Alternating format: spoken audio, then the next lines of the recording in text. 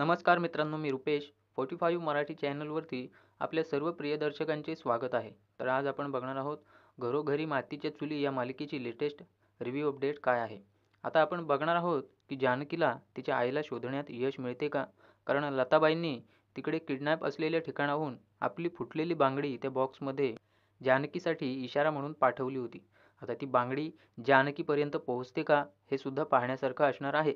आणि सौमित्र, ऋषिकेश, अवंतिका यांची जानकीला कशाप्रकारे आणि किती मदत होते हेही आपल्याला या भागातून पाहायला मिळेल. तर व्हिडिओला शेवटपर्यंत बघा. नवीन आलेल्या मंडळींनी चॅनलला सबस्क्राईब करा. तुम्हाला सुद्धा नवीन अपडेट्स मिळत राहतील. तर मित्रांनो, कोर्टामधून बेल मिळवून दिलेल्या जानकीला आता अवंतिका स्वतः आपल्या हाताने दूध पिण्यासाठी घेऊन येते. कारण तुरुंगात असल्यापासून जानकीने काही खाल्लं पिल्लं नसेल याची सगळ्यांना जाणीव असते, ऐश्वर्या आणि सारंग सोडून. पण जानकी अवंतिकाने ते आणलेलं दूध पिण्यासाठी नकार देते. कारण जानकीला काळजी लागून राहिलेली असते आपल्या आईची. पण अवंतिकाचं जानकीसाठी प्रेम अटळ असतं. ती म्हणते, वहिनी, मी तुमचं काहीच ऐकणार नाही. तुम्हाला काहीतरी खावं लागेल, काहीतरी प्यावंच लागेल. अवंतिका सांगत असते, वहिनी, मी तुमच्यासाठी हे स्वतःच्या हाताने बनवून खाण्यासाठी आणलेलं आहे. पण जानकी अवंतिकाच्या हातातील तो ग्लास घेते आणि बाजूला ठेवून देते. मला फोर्स करू नकोस असं तिला सांगते. आणि खरंच जानकी फुल टेन्शनमध्ये असते. आता तिच्या आईच्या शोधामध्ये तिला लवकरात लवकर बाहेर पाडायचं असतं. आता जानकीचीच खाण्यापिण्याची इच्छा नाही. मग याच्यावर सौमित्र, अवंतिका आणि ऋषिकेश काहीच बोलत नाही. आता अवंतिका चर्चा करू लागते मेन मुद्द्यावर, म्हणजे लताबाईच्या शोधामध्ये तुमचा काय विषय झाला. मी काही काळासाठी खाली गेले होते, त्याच्यामुळे तुमच्यात झालेला विषय मला नीटसा कळाला नाही. म्हणून अवंतिका पुन्हा एकदा ऋषिकेश आणि सौमित्रला विश्वासात घेऊन याबद्दल चर्चा करू लागते. ऋषिकेश सांगू लागतो की सौमित्र आणि मी लताबाईंना शोधण्यासाठी बाहेर पडत आहोत. पण सौमित्र आपल्याकडून ऋषिकेश दादाला एक सल्ला देतो की दादा, तू आता लताबाईंना शोधण्यासाठी बाहेर जावंस असं मला वाटतं. आणि मी त्या सारंगवर लक्ष ठेवतो. तो काय करतोय त्याच्या हालचाली मी बारीकपणे नोटीस करतो. सौमित्रीचं असं म्हणणं असतं की हा सारंग आहे ना, तो घर फोडणाऱ्या घुशींसारखा घर पोखरत असतो. हा सारंग खूपच नालायक झालेला आहे. मला खात्री आहे त्याला माहीत असणार की लताबाई कुठे आहेत. तर मित्रांनो, तुम्हाला काय वाटतं? सौमित्रीचा हा संशय अगदी खरा आहे? हो मित्रांनो, खराच आहे. कारण त्याला ऐश्वर्याने केलेल्या सगळ्या प्लॅनिंगची माहीत आहे. फक्त त्याला मेन ॲड्रेस माहीत नाही की आत्ता लताबाई कुठे आहेत. कारण ऐश्वर्या पण खूप चालाक. तिने सुद्धा सारंगला लताबाईंचा किडनॅप करून ठेवलेला खरा पत्ता सांगितला नाही. पण आता तरी सौमित्र आणि ऋषिकेश, जानकी यांना लताबाईंना शोधण्यात यश मिळेल का? तुमचं मत कमेंट करून नक्की सांगा. जसा सौमित्र आता सारंगवरती पारख ठेवणार असतो, त्याचप्रमाणे जानकी म्हणते, मी सुद्धा ऐश्वर्यावरती पारख ठेवणार आहे. ती काय करते, कुठे जाते हे सगळं मी माझ्या डोळ्याने पाहणार आहे. आणि मला पण खात्री आहे की ती ऐश्वर्या घाईगडबडीत काही ना काहीतरी चूक नक्कीच करणार आहे.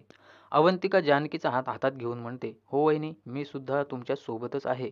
कारण आता लताबाईंना काहीही झालं तरी आपण शोधायचंच. तर मित्रांनो, या चर्चेदरम्यान ऋषिकेश अवंतिका आणि जानकीला एक सल्ला देतो. तो म्हणतो, तुम्ही ऐश्वर्यावर पारख ठेवाल हे मात्र खरं आहे. पण एक गोष्ट लक्षात ठेवा, जेव्हा जेव्हा ही ऐश्वर्या सयाजीरावांच्या माणसांना भेटेल ना, तेव्हा आपण समजून जायचं की याच्या मागे ऐश्वर्याच आहे आणि ऐश्वर्यानेच लताबाईंना गायब केलेलं आहे. म्हणून तुम्ही आता जी काही प्लॅनिंग कराल ना, ते अगदी सांभाळून करा. आता ऋषिकेशच्या या सल्ल्याने जानकी आणि अवंतिका दोघेही सावध होतात आणि तसंच वागायला लागतात. ऋषिकेश त्यांना असंही सांगतो, तुम्ही कुठे जाताय, काय करताय ते एकमेकींना फोन करून कळवत राहा. ठरल्याप्रमाणे सौमित्र, ऋषिकेश, अवंतिका आणि जानकी यांची एकदम भन्नाट प्लॅनिंग झालेली असते. आता ऐश्वर्या सापळ्यात अडकते की यांच्या तावडीतून निसटते हे पाहण्यासारखं असणार आहे. जरी निसटली ती जास्त काळ निसटू शकणार नाही. कधी ना कधी ती जानकी आणि ऋषिकेशच्या तावडीत सापडणारच. सौमित्र, अवंतिका आपला वकील हिसका तिला दाखवणारच. प्लॅनिंगप्रमाणे आता हे चौघेजण आपापल्या कामाला लागतात. खरं तर आता सौमित्र सारंगचा पाठलाग करू लागतो. सारंग कुठे जातोय, कुठे नाही हे सगळं तो त्याच्या मागे मागे जाऊन त्याला काही कळणार नाही अशा स्थितीमध्ये पाहतो. ऐश्वर्या पण मंदिरात आलेली असते आणि मुद्दामून गोल फेरी मारता मारता तिला पाठीमागे अवंतिका आणि जानकी दिसतात. त्या तिचा पाठलागच करत असतात. पण अवंतिका आणि जानकी ऐश्वर्याच्या समोरच उभ्या असतात. त्या काही अशा मोठ्या मोठ्या वस्तू मागे लपलेल्या नसतात. त्याच्यामुळे ऐश्वर्याची नजर त्यांच्याकडे सहज जाते. ऐश्वर्याने त्यांना पाहिलेलं असतं आणि ती आता तिची नाटकं सुरू करते, तिचा प्लॅन सुरू करते अवंतिका आणि जानकीला डी देण्यासाठी.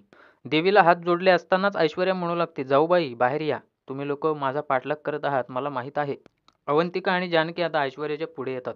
ऐश्वर्या त्यांना चांगलंच सुनावू लागते. जाऊबाई, हे काय चाललंय तुमचं? अहो, माझा नवरासुद्धा माझा इतका पाठलाग करत नाही, माझ्या मागे-मागे करत नाही, तसं तुम्ही करताय. ऐश्वर्या या दोघींची खिल्ली उडवू लागते. जानकी आणि अवंतिका मान खाली घालून आता ऐश्वर्याचं म्हणणं ऐकत असतात. पुढे ऐश्वर्या म्हणते, मला एक सांगा, माझा पाठलाग करून काही होणार आहे का? मी तुम्हाला सांगते ना, मला खरंच माहितीच नाही की लताबाई आत्ता या क्षणी कुठे आहेत. इथे जानकीची ओव्हर ॲक्टिंग सुरू होते. मुद्दामच ऐश्वर्यावर ताव काढू लागते. ऐश्वर्या, माझ्या आईच्या नखाला जरी धक्का लागला ना, तर तू याद राख. मित्रांनो, आतापर्यंत जानकीचं कर्तृत्व आपण पाहिलेलं आहे. उगाच चांगुलपणाचा आव आणायचा आणि ऋषिकेश, सौमित्र, अवंतिकाला परिस्थितीतून बाहेर काढण्यासाठी आगीत झोकून द्यायचं. हा जानकीचाच स्वभाव आहे. स्वतः संकट ओढवून घ्यायचं आणि मग बाकीच्यांना निस्तरण्यास ते भाग पाडायचं. तुम्ही दर्शक म्हणून या जानकीच्या भूमिकेबद्दल काय सांगाल? खरंच जानकी या मालिकेमध्ये नायिका आहे की अवंतिका? बघा, आता या जानकीच्या ओरडण्याचा ऐश्वर्याला राग येतो आणि ती काही रागात बोलत नाही.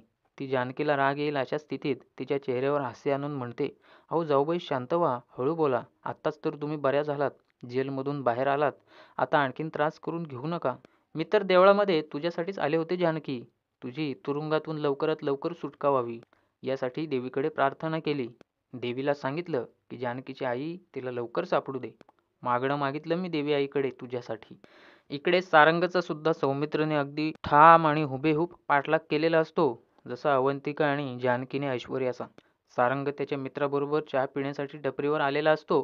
सौमित्र मागून येऊन त्या सारंगच्या दोस्ताच्या टपलीमध्ये मारतो आणि सारंग दचकून मागे वळून पाहतो तर मागे सौमित्र उभा असतो. म्हणतो, दादा तू इथे काय करतोय? सौमित्रला आता राहवत नाही. तो डायरेक्ट सारंगला विचारतो की सांग लताबाई कुठे आहेत? सारंग आपल्या मित्राकडे दादाची लायकी काढत असतो. म्हणतो, हा माझा दादा आहे आणि हा माझी बाजू घेत नाही. आजकाल तो घरात माझ्याशी बरोबर वागत नाही. त्या बाहेरच्या बाईसाठी बाजू घेतोय. हा माझा सख्खा भाऊ पक्का वैरी झालाय त्या लबाड बाईसाठी. सौमित्र ओरडतो, सारंग म्हणून. तर सारंग म्हणतो, काय करशील मग? अरे बाबा, मला माहिती नाही ती बाई आहे कुठे. सारंग हात जोडून सौमित्राला म्हणतो, दादा तू हे जे काही करतोयस ना ते बरोबर नाही हा. तू पण शेवटी त्या जानकी वहिनीचंच बोलणं ऐकलंस ना.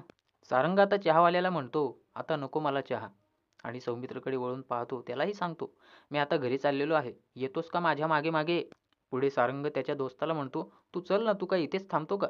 मंदिरामध्ये ऐश्वर्या जानकी आणि अवंतिकाचा चांगलाच क्लास घेत असते. पुढे ती त्यांना म्हणते, इथे मंदिरात मी एकटीच आलेली नाही, माझ्यासोबत आईसुद्धा आलेले आहेत. तर सुमित्रासुद्धा इथे आलेली असते ऐश्वर्यासोबत. खरं तर ऐश्वर्यानेच तिला आणलेलं असावं. आता इथे पुन्हा ऐश्वर्या कांगावा करणार. जानकीला आणि अवंतिकाला सुमित्राच्या नजरेतून पुन्हा एकदा उतरवणार. मला एक कळत नाही मित्रांनो, यातली विलेन सुमित्रा आहे की ऐश्वर्या? सुमित्रापुढे याच्या आधी ऐश्वर्याचे कितीतरी कर्मकारस्थान उघड पडलेले आहेत, तरीसुद्धा ती जानकीलाच दोषी मानते. मालिकेतील ही विचार करण्यासारखी गोष्ट आहे. कमेंट करून सांगा, सुमित्राचं हे वागणं मालिकेतील कसं आहे? तिची भूमिका तुम्हाला पटते का? की खरंच सुमित्रा सख्या आणि सावत्राचा इथे भेद करू लागलेली आहे? तुमचे विचार आम्हाला नक्की कळवा. ऐश्वर्या आता सुमित्राला आवाज देते. सुमित्रा येते आणि म्हणते, काय गं ऐश्वर्या, काय झालं? तर ऐश्वर्या सांगू लागते, अहो आई, आपण इथे लताबाईंना सुखरूप सोडवण्यासाठी प्रार्थना करायला आलोय की नाही? सुमित्राचं उत्तर हो असतं. पुढे ऐश्वर्या म्हणते, मी हेच सांगते जानकीला कधीपासून, पण जानकी माझ्यावर विश्वास ठेवायला तयारच नाही. आता या जानकीला कोण समजावेल? म्हणजे बघा मित्रांनो, इथे सुद्धा ऐश्वर्याने आता सुमित्राचे गोड गोड बोलत कान पिळलेले असतात आणि सुमित्रा लगेच जानकीवरती डाफरायला लागते. जानकीला म्हणते, जानकी मला माहीत आहे ऐश्वर्याच्या हातून चुका झाल्या असतील, पण या वेळेला मात्र तिचा हात नाही. अगं जानकी, आता सुद्धा ही ऐश्वर्या माझ्यासोबत स्वतःहून आलेली आहे देवळात प्रार्थना करायला. ऐश्वर्या हळूवार हसत असते जानकीकडे पाहून. जानकी सांगू लागते सुमित्राला की अहो आई, या ऐश्वर्यावरती तुम्ही अजिबात विश्वास ठेवत जाऊ नका. ही खूप खोटारडी आहे. खोटं बोलते, ती फसवते तुम्हाला आणि तिच्यावर विश्वास ठेवून तुम्ही खूप मोठी चूक करत आहात. आणि हिनेच माझ्या आईला गायब केलंय, कुठेतरी लपून ठेवलंय, मला पक्की खात्री आहे. सुमित्राची प्रवृत्ती खूपच हेकेखोर असते. ती जानकीचं म्हणणं अजिबात ऐकत नाही, ना घरी ना दारी. इथे सुद्धा ती ऐश्वर्याचीच बाजू घेते. जानकी, तू आता तरी सुधार गं बाई, शहाणी हो जरा. तू जा आणि तुझ्या आईला आधी शोध ना, इथे उगाच टाइमपास कशाला करतेस? असा उलट सुलट सल्ला सुमित्रा आता जानकीला देते. तिची बाजू घ्यायचं तर लांबच, पण तिच्या मनाचाही विचार करत नाही आणि हा खोचक टोमणा ती जानकीला देते. मात्र ऐश्वर्याशी सुमित्रा गोड बोलते. ऐश्वर्या, चल ग बाई घरी. अशी ऐश्वर्या सुद्धा तिच्यासोबत लगेच घरीच जायला निघते. इथे दिसून येतं की सुमित्राने स्पष्टपणे जानकीकडे, तिच्या आईकडे आणि तिच्या जानकीच्या या प्रेमाकडे दुर्लक्ष केलेलं आहे. ऐश्वर्या जाताना जानकीला बेस्ट ऑफ लक देऊन जाते आणि इथे जानकी काळजी व्यक्त करू लागते अवंतिकाकडे. अवंतिका, खरंच माझी आई सुखरूप असेल ना? तिच्या जीवाचं काही बरं वाईट तर झालं नसेल ना? जानकीपेक्षा अवंतिका खूप धीराची असते. ती म्हणते, अहो वहिनी, काही काळजी करू नका तुम्ही. आपण शोधू ना तुमच्या आईंना. आईंना काही होणार नाही. तुम्ही उगाच टेन्शन घेऊ नका. इथे पुन्हा जानकी हळवी होते आणि देवी आईला प्रार्थना करू लागते. देवी आई, मला हे कर, मला ते दे, मला हे दे, ह्याला सुखी ठेव, त्याला सुखी ठेव.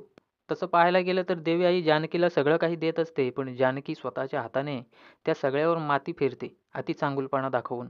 आता सुद्धा म्हणते, देवी आई, माझी आई जिथे सुद्धा असेल ना, तिला तिथे सुखरूप ठेव. आमची भेट घडवून आण लवकरात लवकर. प्रार्थना करून झाल्यानंतर जानकीची शोधाशोध सुरू होते. तिथेही तिचा काही ओव्हर ॲक्टिंगपणा कमी होत नाही. आपल्या मोबाईलमध्ये असलेला लताबाईंचा फोटो दाखवत रस्त्यावरून येणाऱ्या जाणाऱ्या माणसाला विचारत असते की माझ्या आईला पाहिलेत का? ही अशी दिसणारी बाई तुम्ही कुठे पाहिली का? तर कोणालाच लताबाईंबद्दल काहीच माहीत नसतं.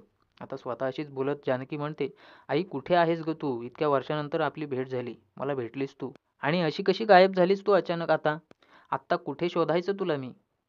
पण जानकीपेक्षा इकडे लताबाईच खूप हुशार असते. खरं तर लताबाईंनी आपण कालच्या भागात पाहिलं होतं की कशा प्रकारे बांगडी फोडून त्या बॉक्समध्ये लटकवली होती. जे बॉक्स डिलिव्हरीसाठी रणदिव्यांच्या घरी जाणार होते. आणि आता लताबाईंची ही शक्कल कामी येते का? ते आपल्याला आज कळेलच. पण इथे लताबाई विचारत असतात की मी पाठवलेला इशारा जानकीपर्यंत पोहोचेल का? त्यासुद्धा देवाकडे प्रार्थना करत असतात की असंच व्हायला हवं. जानकीला माझा हा बांगडीचा इशारा कळायला हवा. इकडे जानकी तो मोबाईलमधला फोटो बघून आई आई करत आईच्या फोटोला कुरवाळत ओराशी धरून रडायला लागते. आता तिथेच रस्त्यावर उभी असताना जानकीला आई मुलीची जोडी जाताना दिसते आणि त्या आई मुलीचं प्रेम जानकी निरीक्षण करून पाहते आणि तिला सुद्धा असे विचार येऊ लागतात की खरंच माझी सुद्धा आई असती तर मी सुद्धा तिची अशी काळजी घेतली असती. जानकीला लताबाईंची ती शेवटची भेट आठवते, जिथे जानकीने आणि लताबाईंनी एकमेकींना घट्ट मिठी मारली होती. आणि त्यानंतर आता लताबाईंचं आणि जानकीचं भेटणं मुश्किल झालेलं आहे. आता जानकी याच ओढीमध्ये आहे की लवकरात लवकर माझ्या आईची भेट व्हावी, म्हणजे मला सुद्धा तिची चांगली सेवा करता येईल. आई मुलीच्या जोडप्याला पाहून जानकीचे डोळे पाणावतात. पाठीमागून ऋषिकेश येऊन जानकीच्या खांद्यावर हात ठेवतो, तर जानकीचं लक्ष त्या जोडप्याकडे असतं. त्या जोडप्यातल्या आईला ती आपली स्वतःची आई समजत असते आणि जानकी तिच्याच मागे चाललेली असते. तर ऋषिकेश तिचा हात धरतो जानकीचा आणि थांबवतो. जानकी कुठे चाललीस? तर जानकी म्हणायला लागते, ती माझी आई आहे. ऋषिकेश जानकीचं मन ओळखतो. तिला शांत करायला बघतो. म्हणतो, थांब, सापडेल ना आपली तुझी आई. थांब, सापडेल ना तुझी आई. ती तुझी आई नाही. ऋषिकेश आता जानकीला आपल्या सोबत घरी घेऊन जातो. घरी ऐश्वर्या आणि सारंग मस्तपैकी जेवणावर ताव मारत असतात. ऐश्वर्या म्हणते, सारंग, लोणचं पास करा ना. आज कितीतरी दिवसातून मी मनसोक्त जेवण करत आहे. खूप चांगलं झालंय, छान झालंय जेवण.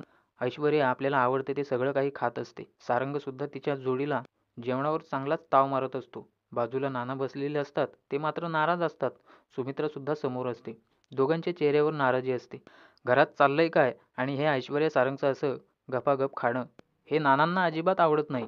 ऐश्वर्या चटकारे देऊन खात असते. मिसळ खाऊन म्हणते, अहो सारंग, मिसळ काय जबरदस्त झालेली आहे. कितीतरी दिवसातून मी मनसोक्त अशा प्रकारे मिसळीचा आनंद घेत आहे.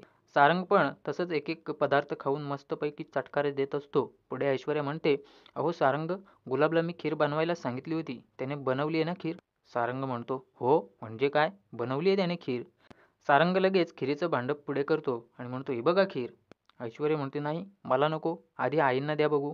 त्याचं काय आहे ना सारंग, आईंना शुगर आहे, म्हणून त्यांच्यासाठी मी खास साखरेची नाही तर गुळाची खीर बनवायला सांगितली होती गुलाबला. इथे सारंग ऐश्वर्याचं कौतुक करू लागतो. म्हणतो, खरंच ऐश्वर्या, खूप छान केलं तुम्ही, आईसाठी गुळाची खीर बनवलीत. सारंग खिरीचं भांडं आता सुमित्राच्या पुढे करतो. सुमित्रा मात्र या दोघांना काही बोलत नाही. याच्यावरून दिसून येतं की सारंग आणि ऐश्वर्याच्या बाजूने सुमित्रा आहे. नानांना आता सारंग म्हणतो, नाना तुम्ही पण घ्या ना, तुम्ही जेवा ना, मस्त जेवण झालंय. आता मात्र नाना भडकतात सारंग आणि ऐश्वर्यावर. तुम्ही दोघं वारपा ना खीर. आम्ही जेवलो काय नाही जेवलो काय, त्यात काय होतंय इतकं? काय फरक पडणार आहे तुम्हाला? सुमित्रा नानांना शांत करायला बघते. म्हणजे बघा सुमित्रा किती खालच्या दर्जाची. सुमित्रा ऐश्वर्याला पाठिंबा देते आणि जिथे नाना ऐश्वर्यावरती तिच्या सवयी बदलण्यासाठी आवाज चढवत आहेत, तिथे सुमित्राच नानांना गप्प करते. शेवटी नाना आता बोलून दाखवतात. जानकीने मला जेलमध्ये होतो तिथून सोडवण्यासाठी काय काय केलं माहिती आहे ना? नाना म्हणू लागतात ऐश्वर्या सारंगला, इथे माझी 2-2 पोरं, 2-2 सुना घराच्या बाहेर आहेत. त्या लताबाईंना शोधण्यासाठी आणि तुम्ही म्हणताय खाऊन घ्या. माझ्या घशाखाली घास उतरत नाही. माझ्या जानकीवर इतका घाणेरडा आरोप लागलेला आहे. सुमित्रा, तुला आठवतंय का मला सोडवण्यासाठी जानकीने किती खस्ता खाल्ल्यात? आठव जरा मागचं. आणि या दोघांनी ऐश्वर्या सारंगने काय केलंय का माझ्यासाठी? आणि मला आता जेवायला सांगतायत. इथे नानांनी आपली नाराजी ऐश्वर्या सारंगवर व्यक्त केलेली असते. सुमित्रालाही तिचं म्हणणं बोलून दाखवलेलं असतं.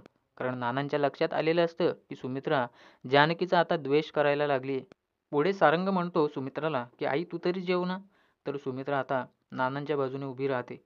म्हणते नाही सारंग, हे म्हणतायत ते अगदी योग्य आहे. मला सुद्धा जेवण जाणार नाही. इथे ऐश्वर्या आपला फासा टाकायला बघते. अहो आई, तुम्ही काय टेन्शन घेताय? तुम्हाला माहित नाही ती जानकी किती बंडल आहे. ती बरोबर पोहोचलेली बाई आहे. त्या जानकीला नक्कीच माहीत असणार की तिची आई कुठे आहे. पण ती आपल्याला सांगेल का हे? नाही सांगणार. आणि योग्य वेळ आली ना की बरोबर आयत्या वेळी ती लताबाईंना आपल्या घरात आणणार. तुम्ही बघालच. सुमित्रा ऐश्वर्याचं म्हणणं ऐकते खरी, पण तिच्या मनात एक संशय असतो. ती बोलून दाखवते सगळ्यांना. इथे मला कळत नाही की जानकीची आई लताबाई आहेच, तर मग तिला किडनॅप करण्यामागचं कारण काय? इथे पण ऐश्वर्या फिरवा-फिरव करते. म्हणते अहो आई, तुम्हाला कळत नाही का? माणूस जेव्हा एक खोटं बोलतो ना, तेव्हा दुसरं खोटं लपवण्यासाठी तो एकावर एक असे अनेक खोटे बोलत जातो. कारण आधीचं खोटं लपवता यावं. पण खरं काय आहे हे आपण विसरायला जातो. त्यासाठी तर जानकीने ही सगळी नाटकं केलेली आहेत. नाना ऐश्वर्याचा हा प्लॅन बरोबर ओळखतात. मात्र ते बोलून दाखवत नाहीत. पुढे ऐश्वर्या म्हणते आता बघा ना, ऋषिकेश दादांची आई बनून, पार्वती आई बनून आलेली ती लताबाई आता जानकीची आई बनून आपल्या घरात आली होती. हे सगळं करून आपली दिशाभूल करणार ती जानकी आणि मग योग्य वेळ आली की पुन्हा एकदा लताबाईला आपल्या घरात आणणार स्वतःची आई बनून. आज तर त्या जानकीचा प्लॅन आहे. नानांचा पारा चढतो. शेवटी त्यांचा उद्रेक होतो. मोठ्याने बोलतात ते. ऐश्वर्या, हा प्लॅन आहे? सगळ्यांना स्वतःसारखं समजायची चूक करू नकोस तू अजिबात. नानांचे हे कडक आणि भेदक उद्गार ऐश्वर्याच्या कानावर जेव्हा पडतात ना, तेव्हा ती दचकते. नाना आपल्या मूळ स्वभावात येऊन ऐश्वर्याचा चांगलाच क्लास घेतात. म्हणतात हे प्लॅनिंग वगैरे करणं, डाव साधणं, हे सगळं तुझ्या रक्तात आहे ऐश्वर्या. तुझ्या बापाने नाही असे कितीतरी डाव रचले. आठवतंय का तुला? आणि त्याचं सोड. तू तरी काय दिवे लावलेस या घरात येऊन? मला जिन्यावरून तूच ढकललंस ना? या सारंग्याला आमच्यापासून तूच तोडलंस ना? या घरात रामायण तूच घडवलंस ना? तूच ना? नानांच्या संतापाचा उद्रेक होत असतो आणि आता मात्र ऐश्वर्या सारंगची चांगलीच हवा टाईट होऊन जाते. नाना आपले वडील समोर आहेत हे सुद्धा विसरतो. त्या बायकोचा गुलाम होऊन तो नानांवरती मोठा आवाज करतो. अहो नाना, तुम्ही काय बोलताय हे? पण नाना आता ऐकत नाहीत. ते सारंग बैलाला त्याची जागा दाखवतात. गप रे असं म्हणत मोठ्या आवाजात त्याला त्याच्या लायकीमध्ये ठेवतात. बापावर आवाज चढवतोस काय रे सारंग्या? कुठून हिंमत आली इतकी तुझ्यात? याच बाईमुळे तुझ्यात हिंमत आली ना रे? नाना ऐश्वर्याला उद्देशून म्हणत असतात. जसा मी आतापर्यंत म्हणत आलोय की सारंग बायकोचा बैल आहे, आता तोच डायलॉग नानांच्याही तोंडून येतो. बायकोचा बैल कुठला तू? आज शिंग खुपसून आमच्यावर धावून येतोस का रे तू? नाना चक्क सारंगाला वॉर्निंग देतात. सारंग, हे बघ, नको त्या गोष्टींसाठी तू तुझ्या बायकोला पाठीशी घालत जाऊ नकोस हा. आणि खरंच मी सांगतोय तसंच होईल. एक दिवस असा येईल ना की त्या गोष्टीचा तुला पश्चात्ताप होईल. तुला हे तुझं डोसकं आहे ना, ते पायथानाने बडवून काढायला लागेल. हे माझं बोलणं तू लक्षात ठेव सारंग. लक्षात ठेव. इतक्या दिवसांची आग नानांच्या मनात लपलेली असते, ती आज अशी अचानक त्यांनी व्यक्त केलेली असते आणि सारंगला चांगलाच हिसका दाखवलेला असतो. आता नानांच्या या उद्रेकापुढे सुमित्राच्या तोंडून शब्द निघणार काय? ती गप्प बसलेली असते. आणि ऐश्वर्या, तिला कळलेलं असतं की नाना आता बिघडलेत. आता आपण गप्प बसणंच योग्य आहे. ऐश्वर्या आता ऐकून घेईल आणि परत एकदा काहीतरी कारस्थान करून नानांच्या जीवाशी खेळ करेल. ही तिची प्रवृत्तीच आहे. आता ते आपल्याला येणाऱ्या भागांमध्ये बघायला मिळेलच. पण आत्ताचं हे कारस्थान तिने कसं केलंय आणि त्या सगळ्याचा छडा सौमित्र, ऋषिकेश, अवंतिका आणि जानकी कशाप्रकारे लावत आहेत हे आपण बघूयात. नाना आणि सुमित्रा दोघे पण आता समोर असलेल्या जेवणाला नमस्कार घालतात आणि जेवण नाकारतात. ते तसेच उपाशी राहतात. कारण ऐश्वर्या आणि सारंगसोबत जेवायची त्यांची अजिबात इच्छा नसते. मला तर वाटतंय सुमित्राची इच्छा असेल, पण नाना जेवले नाहीत म्हणून ती जेवत नाही. तुम्हाला काय वाटतं? मी बरोबर बोललो की नाही? सारंग सुमित्राला आई आई म्हणून हाक मारत असतो, पण सुमित्रा त्याच्याकडे अजिबात लक्ष देत नाही. ती सुद्धा न जेवता तिथून निघून जाते. मात्र ऐश्वर्याला काहीच फरक पडत नसतो. नाना आणि सुमित्रा निघून गेल्यानंतर ती मात्र मनसोक्तपणे जेवणाचा आनंद घेऊ लागते. सारंग विचार करत असतो, स्वतःशीच बोलत असतो, मी इतका मोठा झालोय तरी नाना मलाच बोलत असतात. आणि आत्ता इथे सारंग म्हणतो, अहो ऐश्वर्या, नाना मला बोलत होते आणि तुम्ही मला इथे वाचवण्यासाठी काही बोललं नाहीत का मध्ये? इथे तुम्ही माझी बाजू घ्यायला पाहिजे होती. काही झालं तरी तुमची बाजू घेतो ना मी. तर आता ऐश्वर्या सारंगचं काहीच ऐकायच्या मनस्थितीत नसते. तिचं फक्त खाण्याकडे लक्ष असतं. म्हणून ती सारंगला स्पष्ट शब्दात सांगते, "सारंग, मला शांतपणे जेवू देत." सारंगला मनातून थोडंसं वाईट वाटलेलं असतं. तो ऐश्वर्याला सांगतो, "अहो ऐश्वर्या, आई आणि नाना न जेवताच गेले तिथून." ऐश्वर्या मात्र काही रिस्पॉन्स देत नाही. ती म्हणते, "जाऊ द्यात ना मग. मी आणि तुम्ही थोडेच काही करू शकत आहोत. फक्त तुम्ही जेवायचं काम करा आता. फोकस करा जेवणावर." सौमित्र, अवंतिका, ऋषिकेश, जानकी बाहेर शोधाशोध करून थकलेले असतात. जानकी एक ठिकाणी बसून आता पाणी प्यायला लागते. ऋषिकेश तिला पाणी पाजत असतो. तेव्हा जानकी म्हणते, "अहो ऋषिकेश, अख्खं मुळशी गाव मी पिंजून काढलेलं आहे, पण माझ्या आईचा कुठेच पत्ता लागत नाही." ऋषिकेशला आता सौमित्रचा फोन येतो आणि विचारतो की वहिनी कुठे आहे. सौमित्र जेव्हा विचारतो तेव्हा ऋषिकेश सांगतो की "हो आहे, इथेच माझ्यासोबत आहे." तर सौमित्र सांगतो की पोलिसांना एक बॉडी सापडलेली आहे आणि पोलिसांनी जे वर्णन केलेलं आहे त्यातून हे दिसून येतं की ती लताबाईच असावी. ऋषिकेशला झटका बसतो. तो काय विचारतो तेवढ्यात जानकी धाडकन उभी राहते.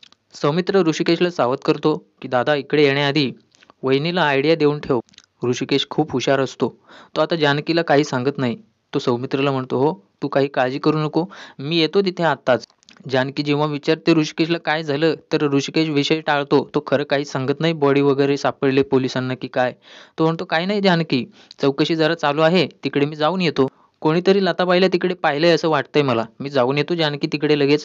ऋषिकेश जानकीला घर जवळ इथे आहे, तू घरी जा असा सल्ला देतो. पण जानकी संशयाने विचारते की "ऋषिकेश, जानकी ठीक आहे ना?" ऋषिकेश बोलतो, "अगं जानकी, तू असं काय विचारत आहेस?" जानकी आपलं मन मोकळं करते. "अहो ऋषिकेश, मी तुम्हाला ओळखत नाही का? तुम्ही खोटं बोलताय हे मला कळत नाही का?" ऋषिकेश म्हणतो, "अगं जानकी, मी खरंच काही लपवत नाही." त्याच्या चेहऱ्यावर आता हास्य असतं. कारण जानकीला त्याच्या मनातील धक्केचा प्रकार कळू नये की आता तो जिथे चाललाय तिथे लताबाईंच्या बॉडीची ओळख पटवण्यासाठी चाललेला आहे. हे तो जानकीला अजिबात कळू देत नाही. जानकी जेव्हा घरी येते तेव्हा ओवी विचारते जानकीला की "आई, काय झालं? दमलेली आहेस का तू?" जानकी हो म्हणते. तितक्यात ओवी जानकीला पाणी आणण्यासाठी उठते. पण जानकी ओवीला थांबवते आणि विचारते, "काय गं ओवी, तू फ्रेश झाली नाहीस का अजून? अगं जा पटकन फ्रेश होऊन घे. आपण शुभंकरोती म्हणू, देवासमोर दिवा लावू आणि तुळशीला सुद्धा दिवा देऊ."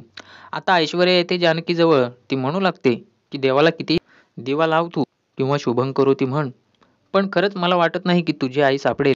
जानकी लगेच अंदाज लावते. ऐश्वर्याला म्हणते की "म्हणजे याचा अर्थ तुला माहीत आहे माझी आई कुठे आहे?" जानकी पुन्हा दम देऊ लागते ऐश्वर्याला. "बऱ्या बोल्याने सांग माझी आई कुठे आहे ऐश्वर्या." पण इथे ऐश्वर्या उर्मटपणा करू लागते. म्हणते, "अगं जानकी, तू तर हुशार आहेस ना. प्रत्येक वेळी मला शिक्षण देत असतेस तू. मग तुला माहीत नाही का तुझी आई कुठे आहे?" जानकी चिडून म्हणते, "ऐश्वर्या बास कर आता. मी प्रत्येक वेळेस तुझी कारस्थानं, तुझे कटू कारस्थानं सहन केलेले आहेत हां. पण आत्ता नाही. जर माझ्या आईच्या केसालाही आता धक्का लागला ना, तर तुला मी सोडणार नाही." ऐश्वर्या पण त्याच आवाजात म्हणते की "आवाज खाली कर जानकी. मी सुद्धा आजपर्यंत तुझे इरादे, तुझे गोड बोलतेस ते सगळं सहन केलेलं आहे. मला प्रत्येक वेळी शिकवायला जातेस ना, ते सगळं मी लक्षात ठेवलेलं आहे. तुझी लेक्चरबाजी मी सहन केलेली आहे. पण आता नाही. मला फुकटचे सल्ले देऊ नकोस. जर तुझ्यात इतकाच दम आहे ना, जाऊन तुझ्या आईला शोधून दाखव." इथे जानकी नम्रपणा घेतलेला दिसून येते. ती जानकी ऐश्वर्याकडे जाऊन म्हणते की "ऐश्वर्या, आता हा तरी विचार कर ना तू, माझ्या आईचं वय झालेलं आहे." तर ऐश्वर्या म्हणते की "हा विचार तू माझ्याशी पंगा घेण्याच्या आधी करायचा होतास ना मग." "काय गं जानकी, तुला असं वाटलं होतं आजपर्यंत की सगळं काही तू सांभाळू शकतेस ना? तुझा या घरावर ताबा असेल, माणसांवर हुकूम असेल. पण बघ, मी एका क्षणात दाखवलं की ऐश्वर्या काय चीज आहे." टिचक्या वाजवत जानकीपुढे ऐश्वर्या आपल्या कर्मांचा पाढा वाचत असते. पण जानकीपुढे आत्ता गप्प बसण्याव्यतिरिक्त काही नसतं. कारण तिची आई ऐश्वर्याच्या ताब्यात असते. आत्ता जर जानकीने काही गडबड केली तर माझ्या आईच्या जीवाला धोका असू शकतो असं तिला वाटतं. शेवटी ऐश्वर्या आता कबूल करते की तुझी आई जानकी कुठे आहे ना, ते मला माहीत आहे. सारंगला सुद्धा माहीत आहे. पण तू तर सारंगशी गोड बोलून त्यांच्याकडून माहिती काढण्याचा अजिबात प्रयत्न करू नकोस हां जानकी. कारण तुझी आई तर तुला शोधूनही सापडणार नाही. इतकं लक्षात ठेव तू. म्हणजे एकीकडे जेलमध्ये तू सडशील जानकी आणि दुसरीकडे तुझी आई तडफडत मरण पावेल." जानकीला खूप राग येतो आणि हात उचलते जानकी ऐश्वर्यावर. पण ऐश्वर्या जानकीचा हात पकडते आणि त्याच ॲटिट्यूडमध्ये म्हणते, "बेबी, असं करू नकोस. तुझं एक चुकीचं पाऊल खूप घातक ठरू शकतं तुझ्यासाठी. जर मी आत्ता इथून इशारा दिला तर तिकडे तुझी आई जीव सोडून देईल. मग मिळेल तुला तुझी आई. मला माफ कर, तुझी आई भेटणार नाही, तुझ्या आईची बॉडी भेटेल." जानकी घाबरून पुन्हा त्याच काळजीमध्ये विचार करून थक्क होऊन गप्पच बसते. इथे सौमित्रने सांगितल्याप्रमाणे ऋषिकेश आलेला असतो आणि पोलिसांकडून त्याने त्या डेड बॉडीची ओळखही पटवून घेतलेली असते. तर तो तसं पोलिसांना सांगतो की इन्स्पेक्टर साहेब, ही जानकीची आई लताबाई नाही. तर पोलीस म्हणत असतात, ठीक आहे ऋषिकेश साहेब, फक्त आम्ही हे खरं खोटं करण्यासाठी तुम्हाला इथे बोलावलं होतं. कोऑपरेट केल्याबद्दल पोलीस साहेब ऋषिकेश आणि सौमित्रचे आभार मानतात. इथे सौमित्रही ऋषिकेशला सांगायला लागतो की आश्चर्यच आहे ना दादा, अख्खं मुळशीगाव आपण शोधून काढलेलं आहे, पण या लता कारखाने काकूंचा कुठेच पत्ता लागला नाही. ऋषिकेश पण म्हणतो, मग ऐश्वर्याने त्यांना कुठं ठेवलं असेल. पण सौमित्र आपल्याकडून ऋषिकेशला बोलतो की कावेरी काकूंना सुद्धा भेटलेले आहेत जानकी वहिनी आणि अवंतिका, पण त्याच्याबद्दल कावेरी काकूंनाही काही माहीतच नाही.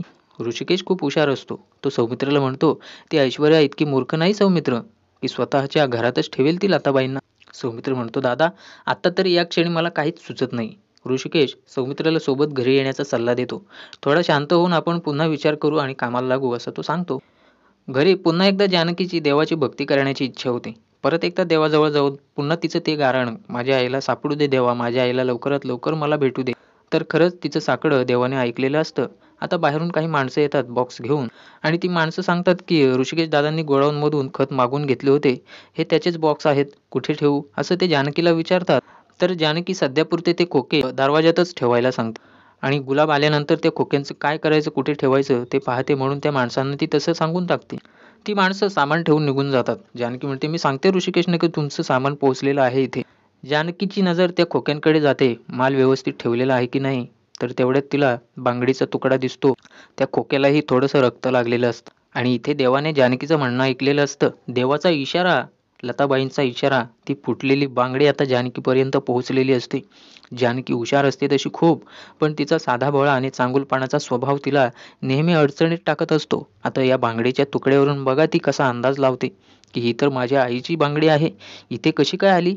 हे गोडाऊनमधले खोके आहेत ना, मग माझी आई सुद्धा गोडाऊनमध्येच आहे का, असे अनेक विचार तिच्या मनात येऊ लागतात. आणि रक्ताचा डाग बांगडी बघितल्यानंतर तिला असं वाटू लागतं की माझ्या आईच्या जीवाला तर धोका नसेल ना. लगेच जानकी घाई गडबड करते आणि तशीच एकटीच पळत सुटते ती गोडाऊनमध्ये. ती कोणालाही सांगत नाही, ना सौमित्रला, ना ऋषिकेशला, ना अवंतिकाला. आईला भेटायचं म्हणून या काळजीपोटी ती एकटीच गोडाऊनकडे धाव घेते. तिकडे ऐश्वर्याची माणसं लताबाईला खूप त्रास देत असतात, तिचे खाण्यापिण्याचे हाल करत असतात. जानकी गोडाऊनमध्ये सुद्धा लताबाईंना खूप शोधते, आई आई हाका मारत. पण जानकीला लताबाई नजरेस पडत नाही. लताबाई खूप प्रयत्नानंतर आजूबाजूला असलेले खोक्यांच्यावरती आपलं शरीर टाकून देते आणि खोक्यांचा आवाज ऐकून जानकीचं लक्ष लताबाईंकडे जातं. जानकी येऊन लताबाईंना सोडवण्याचा प्रयत्न करते. तिचे हात बांधलेलेही उखडते, सोडते. पण आता ऐश्वर्याची माणसं पुढे येऊन थांबतात आणि इथेच आजच्या भागाचा शेवट होतो. तर मित्रांनो, उद्याचा भाग पाहायला मिस करू नका. 45 मराठी चॅनलला सबस्क्राईब करा आणि उद्याचे अपडेट लगेच मिळवा. माझ्या आवाजात आजचा भाग कसा होता हे नक्की सांगा. लाईक शेअर करा आणि आपला इंटरेस्ट दर्शवा. धन्यवाद. भेटू लवकरच पुढील व्हिडिओमध्ये. काळजी घ्या.